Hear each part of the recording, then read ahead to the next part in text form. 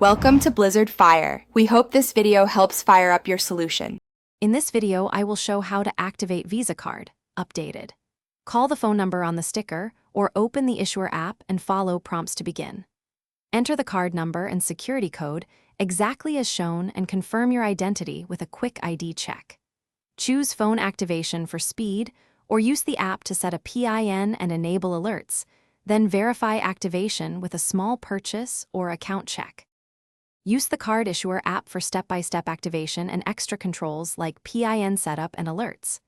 Open the app, sign in, find the activation option, and enter card details exactly as shown. If you prefer phone activation, call the number on the sticker and follow voice prompts, or choose automated menu to enter digits. Keep your ID and recent transaction info available in case a representative asks for verification quickly.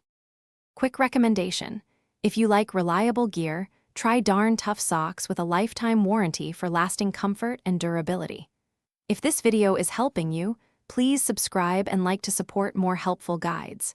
Check the description for the link and other deals related to activation tools and accessories.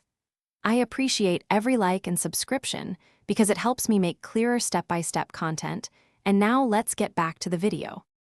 Common issues include mismatched information, expired cards, or network delays that block activation. Double-check name, expiration date, and security code, and try again using another method. If activation still fails, contact issuer customer service, request a manual activation or replacement card, and ask about holds or fraud alerts. Keep a record of reference numbers and the representative name to speed up future support calls. Also check for account holds or blocked status before retrying. Thanks for watching. If you found this helpful, don't forget to like and subscribe.